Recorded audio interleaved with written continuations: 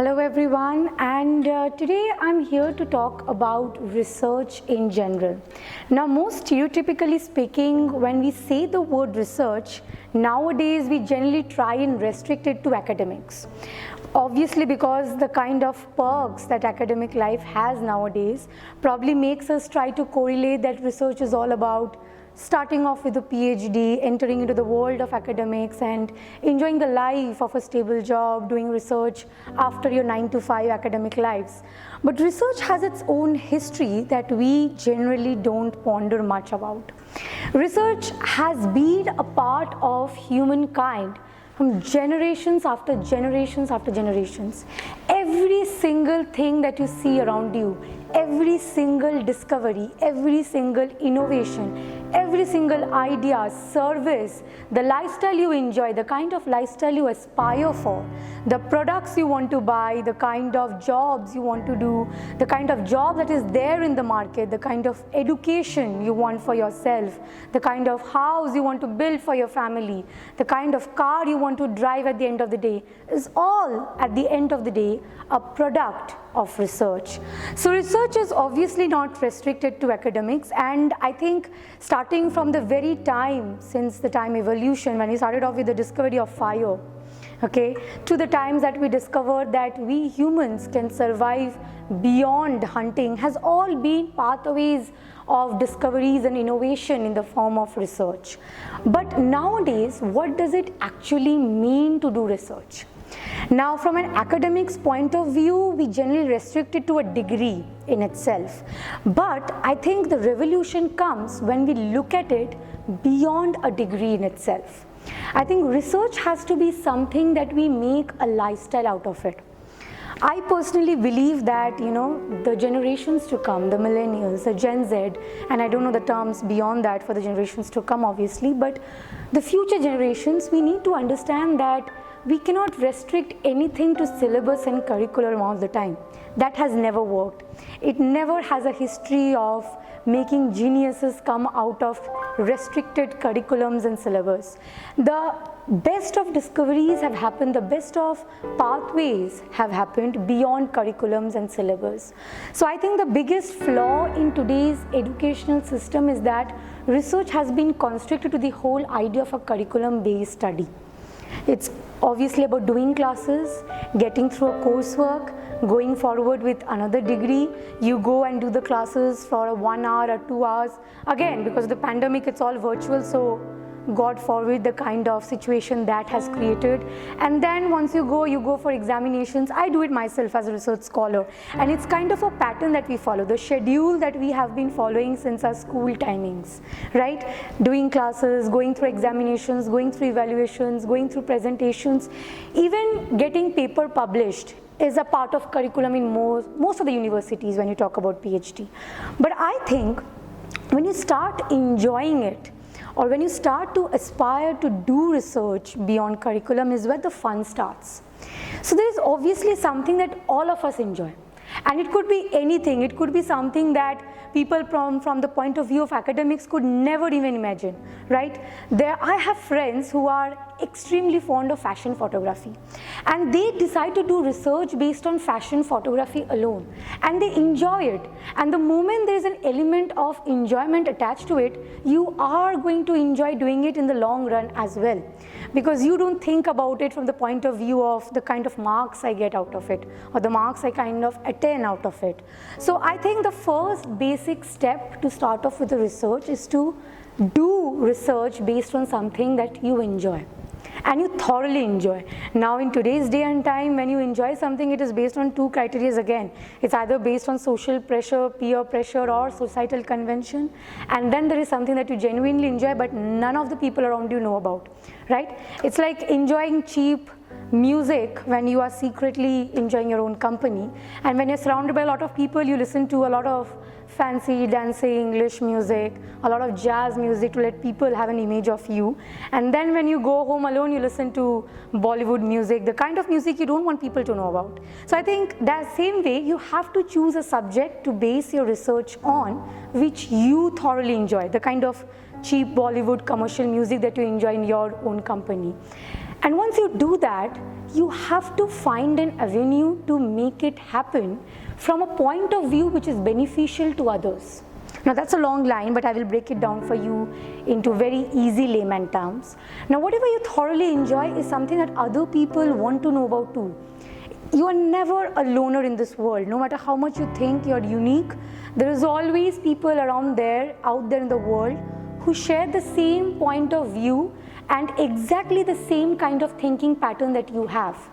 You might not know them, you might not have discovered their existence, but they're out there. So once you find the topic that you want to research on based on your interest, you have to think how can you basically make it a point of interest for others who have the same kind of thought process as you. And always assume that there are people who have the same thought process as you. People you do not know, but people who exist out there. Once you do this too, you have to correlate. You have to correlate your own interest and make it relatable for the people with the same thinking pattern as you. I think this is the first step to setting the framework to start off with research. Now once you do that, you have to make it fun. And anything that's fun on a day-to-day basis, anything that you look forward to every morning when you wake up, and it's not a part of your strict 9 to 5 schedule, you start enjoying it. Okay, so I think once you make it less about the time span, and let me tell you, in academics it's about completing a research preferably within 3 to 5 years, otherwise you have to go through re-registration, again go through the entire process of clearing coursework, so it's a very hectic process, and I think it's sometimes very burdensome, and people do not want to even start out with the venture of getting into PhD is because of the time frame involved with it, and the very stereotypical time frame involved with it. So I think you have to try and break that pattern first. You have to try and think of doing PhD in a way that it's a part of your schedule but not exactly a part of your curriculum or a 9 to 5 schedule kind of a thing. And then you have to find elements to make it enjoyable for yourself.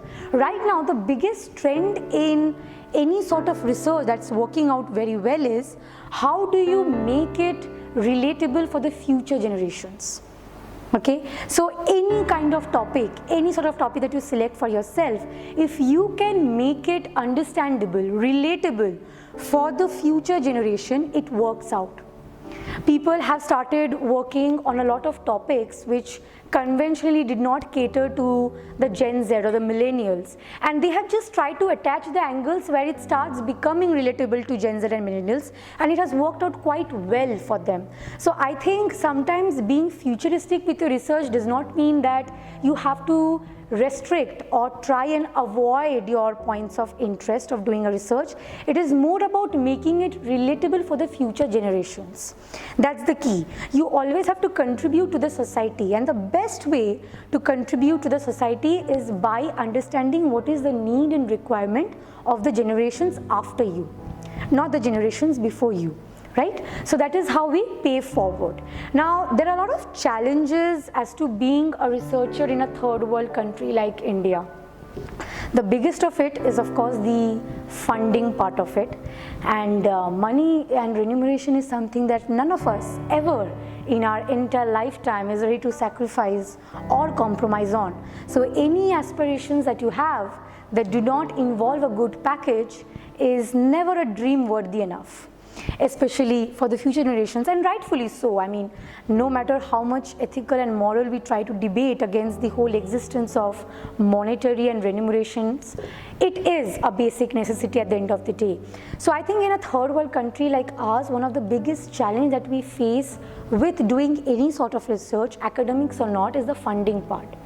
There is a dearth of it. There is a lack of getting appropriate, proper fundings for doing research, and the competition is so huge that people do not want to be a part of this whole academia world, because they do not want to get into the whole trouble and hassle of going through 7, 8 exams. Each of the exams has a success rate of 0.3%, 1%. It gets tougher with every year. The participants keep on increasing, and the whole process becomes very hectic and tiring. So And of course, then again, the government has sometimes decided to reduce the remuneration and funding for scholarships. On a lot of cases, sometimes it does increase the remuneration and the competition keeps on increasing. So it becomes even more tougher to get access to these kind of scholarships. So I think that is one very huge factor, that we have a dearth of funding when it comes to research. In first world countries, the process of going forward with research is that you either go through scholarships or you go through institutional remuneration. So for doing a research under any institution, the institution pays you money. You're like an employee for that institution, right? But in India, that is still not the case in most of the universities. So I think funding plays a huge role in making it much more conventional and acceptable for future generations to come to start getting into the whole system of academia. Next is the stereotyping part of it. Now we have already stereotypes and fixed our whole mindset into certain conventions about what the world of academia has to be, and anything against it, anything beyond it is not something we are ready to adjust to as of yet.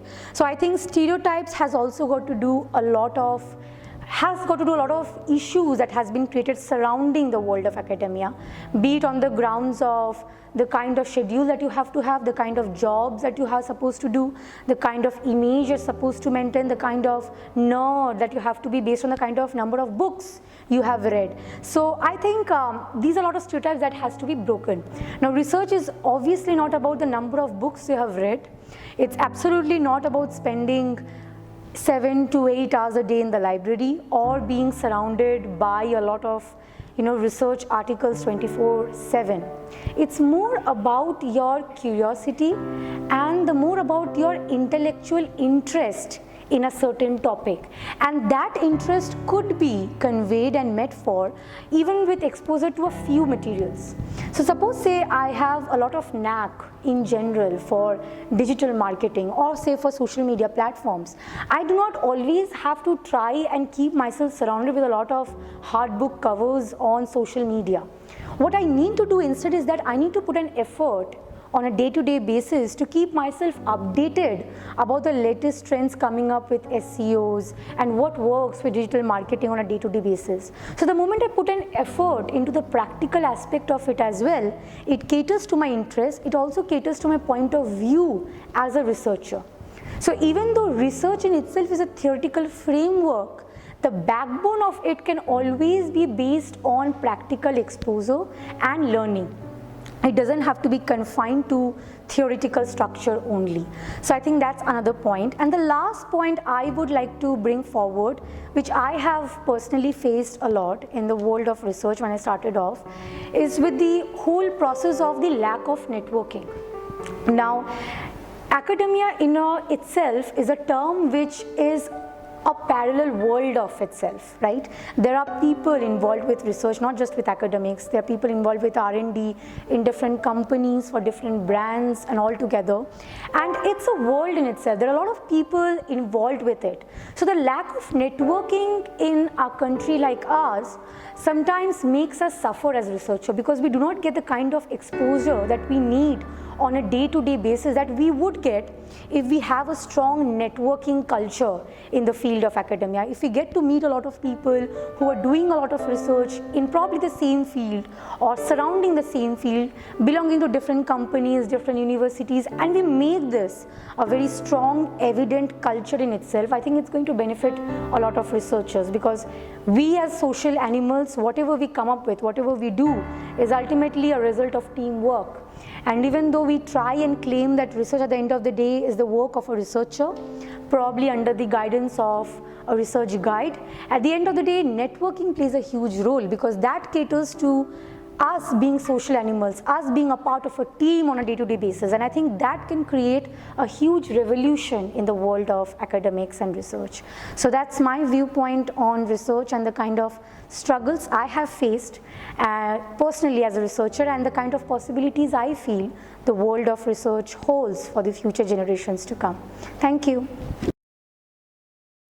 Namaskar. Today we are going to discuss about a brilliant topic, a topic that is very in these days, and the topic is nothing but about research. A lot of students are intrigued when we talk of research. Though in the bachelor's as well as master's curriculum, there are subjects pertaining to research methodology, statistical tools that have been taught. However, there are a lot of students who come back asking as to how we need to carry out research, what is research, and what we need to do in research. So today we're going to have a sneak peek into research and the arenas of research that it unfolds. So as we all know that due to the colonial rule of Britishers in India, the Indian education system heavily relies on rote learning. And while we rely on rote learning, the challenge that we face is most of the students perform in examinations at the nth minute by way of last moment preparations. There's a parallel methodology as well, which is followed by the Vedantic systems, which was later on copied by what we call today as International Baccalaureate or the likes, wherein they talk of a system which is based on experiential learning. So in an experiential learning platform, it's not one day that counts, it's not 1 week that counts, it's not 1 month before the examination that counts, but it is the entire process that counts. And because Indian students are not privy to this concept, thus they face a big challenge in terms of how to carry out research. So first things first, research criticality depends on the aspects of discipline. If there's a discipline that is installed, then every day you need to carry out what you have planned. There's a method to this approach. You break it down into your calendar events and you proceed and complete your research within the stipulated time frame. Another biggest challenge which researchers face, especially the PhD researchers, is the fact that research spans anything between 3 years to 6 years time. As we all know again, what we have written down, what we have conceptualized, what we have thought about, and what we have introspected in the last 1 month is at times difficult to recapitulate.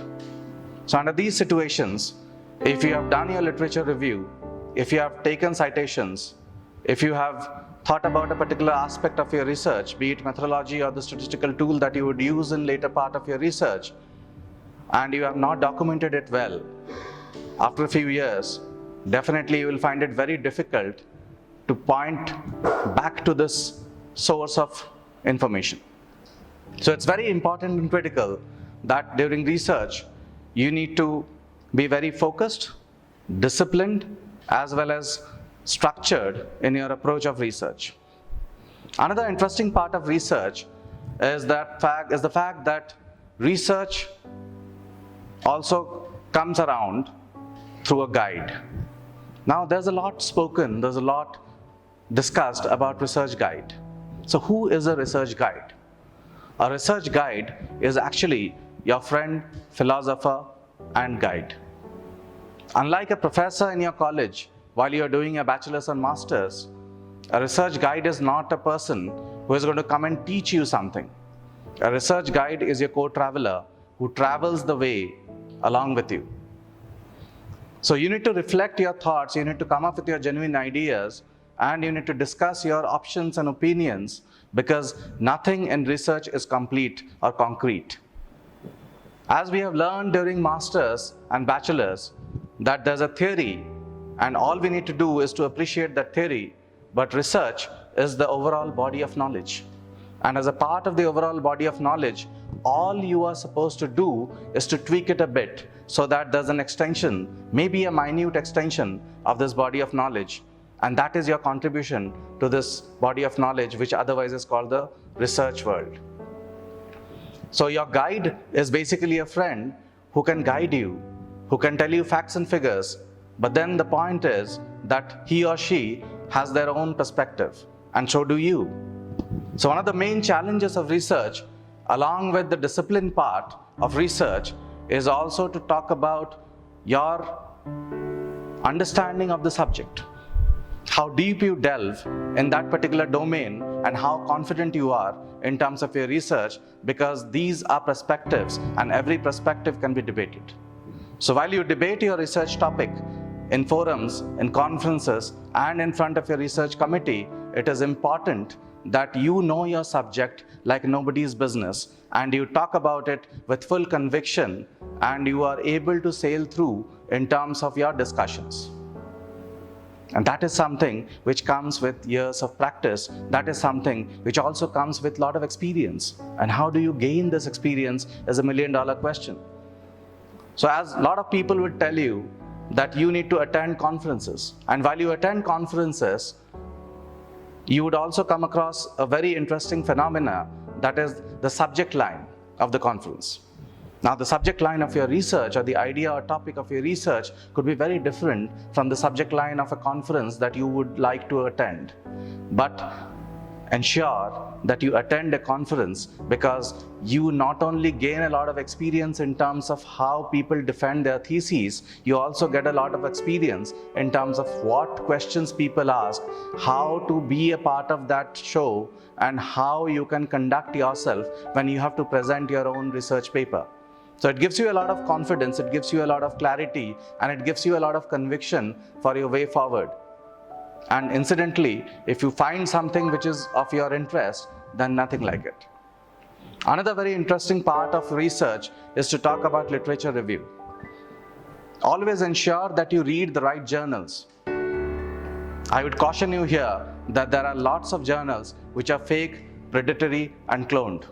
Do not fall prey to it, because it's not your money, it's not your years, but your entire effort of research that will go in vain in case you publish in any of these journals which are fake, predatory, or cloned. UGC has its own list of journals, and they keep revisiting it every now and then.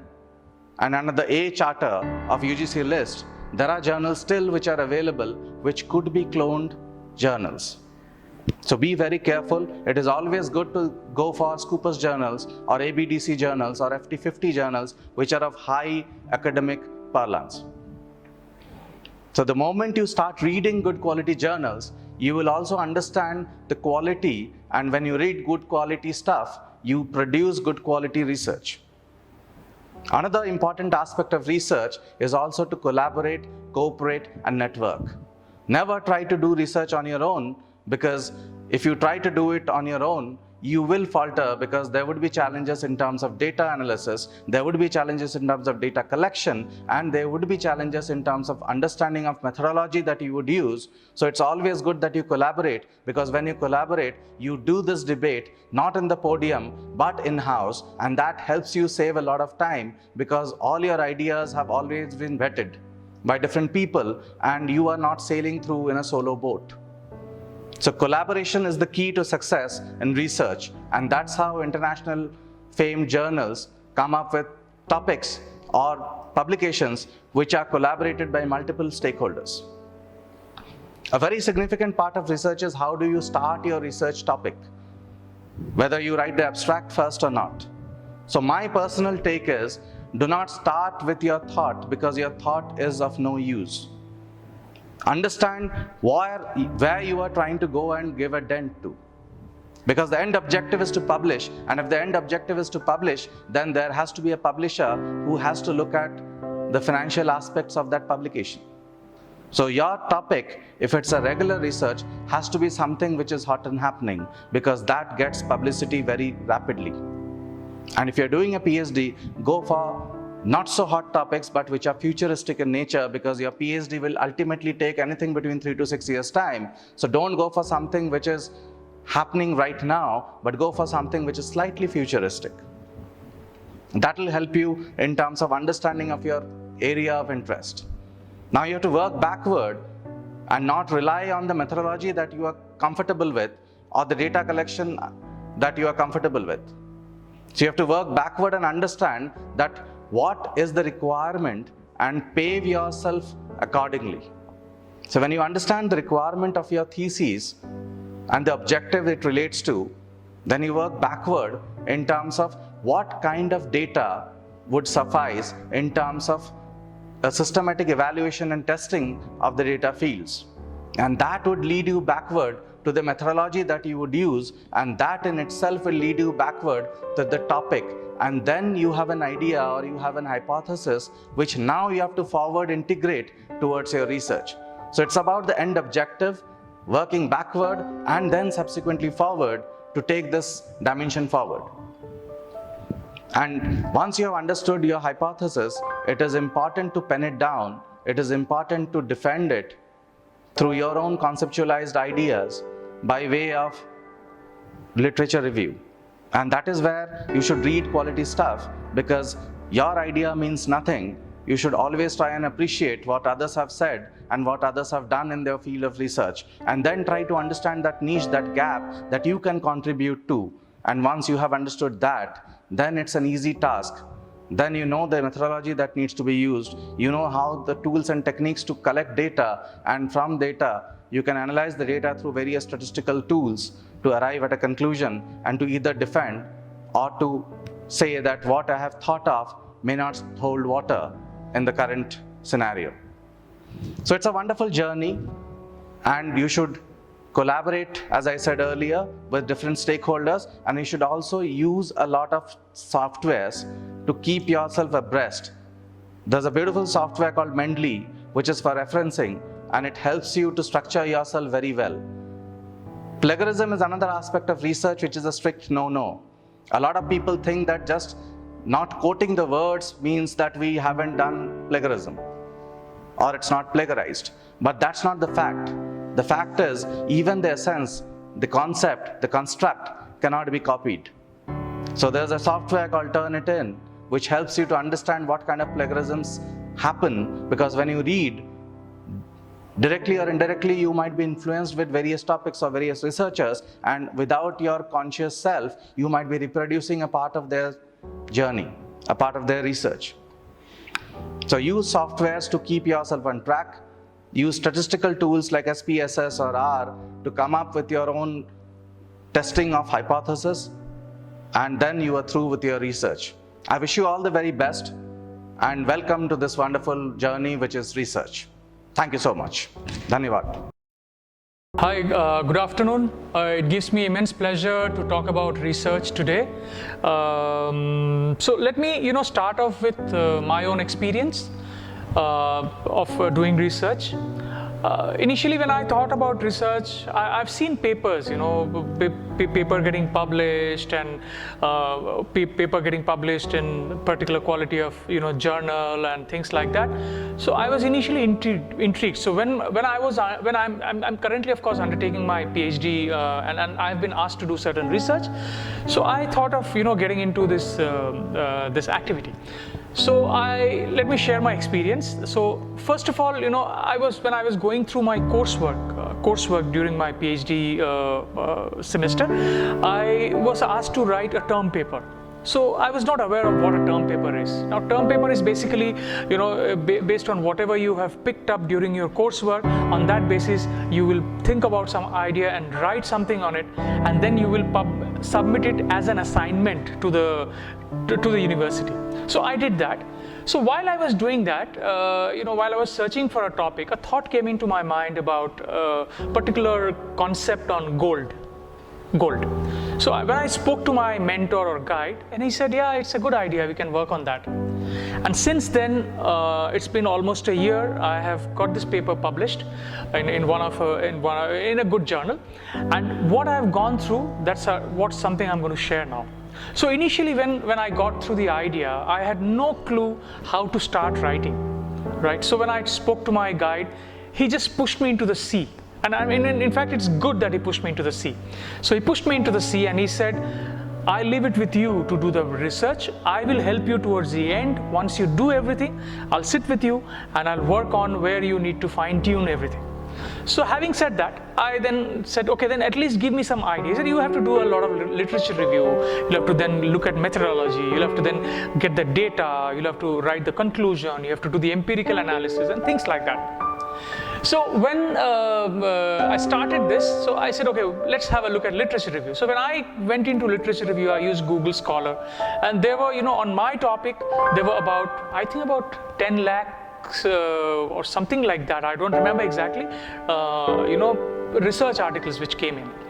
So that was, there's a huge challenge to find out how to zero in on your particular area of, then I slowly started looking up on, YouTube tutorials and things like that, and I realized this is the way I should go for it. And then when I went for it, I realized that yes, your area now starts to diminish and you get a lot more material to write your research. So then I started writing my literature review. Now literature review is, what is literature review? First you have an abstract. Of course abstract comes later, but first you need to write your introduction. Now the introduction is basically the concept. So what is the concept that you're working on? So my concept was on a particular aspect of gold called the theory of storage. So I started looking up on theory of storage, what gold is, how gold can be related to theory of storage and all that. And then when I started building up the concept, the whole thing started to fall in place. After the introduction, then came the literature review. Now what is literature review? Literature review is basically trying to find out if there are any studies that have been done in your domain or in that particular area of interest over the last maybe 10 years, 15 years, 20 years, and then get them into the review to find out if there had been a similar research done before. So if there had been a similar research done before, you can actually then say, okay, this was done so many years back in a country like, maybe US, UK, China, Canada. Have we done this kind of a research in India? If it is not, which means it is something very new that you want to come up with, right?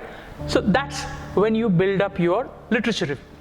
And then you come to the data part. Now data can be two types, you have a primary set of data and a secondary set of data. So primary data is when you get the data directly from individuals or any organization. Suppose you fill up a questionnaire, a survey, somebody fills up and sends it to you, and then you do an analysis of all the responses that you have received.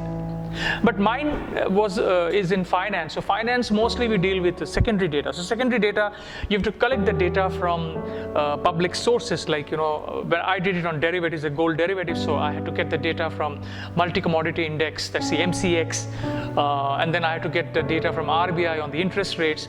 So those data, there's no limit to getting those data. So once I got the data, then I started to work on my methodology. Now methodology is basically, of course I had sort of decided on the methodology before, but then I had to feed in the data into the model. So methodology basically means you have actually prepared a model. Now you have to use the data to feed into the model and see the results if they are really working out or not, and which I did. And after doing that, I saw there are certain aspects of the theory of storage that work and which actually contributed to the body of knowledge. So the concept was basically, does gold fit into the theory of storage model, or does it have something called a convenience yield? Though this forum is not appropriate to talk about what convenience yield is, what a theory of storage is, but I'm just trying to explain that this is how you get into it. After that, what I did was, after the methodology, I did the empirical, the data discussion on the data, the empirical results. And after that, I drew my conclusion. And then, of course, the end we had bibliography and all that. Now, coming to bibliography, I can say that, there are a couple of platforms that you can use. One is called the Mendeley and the other is called the Zotero. Now these two can be used for your citation, to manage your citations. So they are plugins with your Word files, and once you click on references, you can actually pull in the data from Mendeley or Zotero, and you can actually provide the bibliography as per the requirement of the journal. Like some journals may ask for a Harvard type of citation, some journal may ask for an APA type of citation. So like that. So once I did that, I sent it to my guide. Guide was happy initially. I mean, he was not happy initially. Then he said, okay, there are certain things that we need to change. So again, there was some back and forth, and then I sent it to the magazine, to the journal. Now let me tell you, as an experience, I was shocked with the first response from the journal. They first said that this is not fit to be published in this journal. And then my guide said, this is the first, every time, this is the first thing that they come back with saying it's not good enough. So you have to work on it. So I worked on it for a couple of months, finalized it, and then finally got it published, and it came up for publication last month. So the journey had been good. I have written another paper and I'm going to publish that very soon. If I have to talk about models, you need to pick up skills on econometrics if you are in finance. You have to pick up skills in multivariate data analysis if you are doing, research on marketing, HR. So you need to pick up a lot of your numerical skills if you're doing quantitative analysis. But of course, there is qualitative analysis where you don't need so much of numerical skills. So that's all from my side. I hope I have been able to throw some light on how research is done. So have a good day, all of you. Thank you.